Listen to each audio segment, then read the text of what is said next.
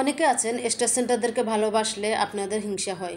Star সেন্টারদেরকে ভালোবাসতে হবে, এটা ফেসবুকের নির্দেশনা দেওয়া আছে, ওনাদেরকেও আলাদাভাবে সম্মান করতে হবে। তো আমার কলিজার আপু ভাইয়েরা সবাইকে আসসালামু আলাইকুম। সবাই কেমন আছেন জানি, আলহামদুলিল্লাহ ভালো আছেন, আমিও আলহামদুলিল্লাহ ভালো আছি।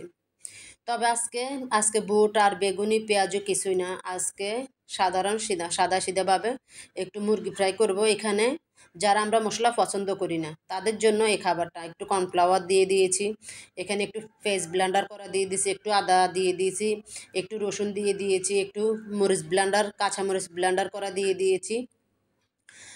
এভাবে করো, এত মশলা দিয়ে এত কিছু করে চিকেন ফ্রাই করতে হয় না। আমি আজকে যেভাবে করছি, যদি এভাবে করে আপনারা খেতে চান অবশ্যই খেতে পারেন। মাশাল্লাহ, মচমচে, অনেক সিম্পলের ভিতরে, শর্টকাটের ভিতরে অনেক মজা হয়েছে। তো আপু বলবেন যে আপু এত কম কেন? আমাদের বাসায় আমরা সদস্য মাত্র মা ছেলে দুইজন, কারণ আমার আরেক সদস্য বাড়িতে গিয়েছে, বাড়িতে একটু কাজ আছে ওখানে গিয়েছে। তারপর এখানে আমি কি দিয়েছি, একটু চালের গুঁড়ো দিয়েছি, একটু বেসন দিয়েছি, একটু ময়দা দিয়েছি। চালের গুঁড়োটা দেওয়া কেন, যেন একটু মচমচে হয়। এখানে একটু গরম মশলা দিয়ে দিয়েছি, একটু স্বাদ অনুযায়ী লবণ দিয়ে দিয়েছি। তো এখানে এভাবে করে আমি যেভাবে করে করতেছি, যারা করেন নাই, অনেকে আছে আপনারা করে খাচ্ছেন, আবার সবাই তো করে খায় না, যারা খান নাই সাদা সিধের পাবে। আমি এখানে কিন্তু ব্রয়লারের মুরগি নিয়েছি, যেটা বুকের মাংসটা, ওটা পাতলা করে কেটে নেবেন। ওইটা পাতলা করে যদি খেতে ইচ্ছে হয়, আর রমজান মাস আমাদের কত কিছুই একটু না একটু হালকা পাতলা খেতে হয়। তো যারা একটু মুরগি আনবেন যদি খেতে চান, তাহলে বুকের মাংসটা যেটা, এটা একটু পাতলা করে, আমি যেভাবে পাতলা করে কেটে নিয়েছি, আপনারাও এভাবে করে পাতলা করে কেটে আপনার ঘরে উপকরণ যাই আছে তাই দিয়ে হবে, তাই দিয়ে হবে। আমি একটু কর্নফ্লাওয়ার ব্যবহার করছি, আপনারা না দিলেও এটা চলে।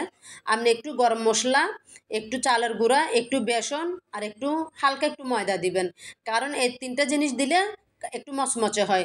গরম মশলা তো আমাদের সবার বাসায় থাকে, তাই না?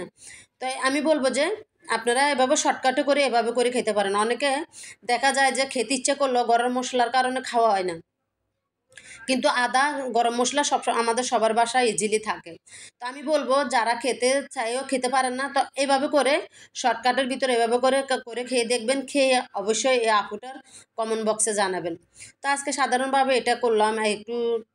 আমি তো গরিব মানুষ, বাইরে দই চিড়ে আমার কপালে জোটে না, আমি একটু দুধ দিয়ে, লিকুইড দুধ দিয়ে একটু চিড়া করলাম। এগুলো হালকা আগুনে আবার বাজি করতে হবে, বুঝছো? একটু হালকা আগুনে বাজি করবা, তাহলে ভিতরে মাংসটা সিদ্ধ হয়ে যাবে, খেতে অনেক স্বাদ হবে।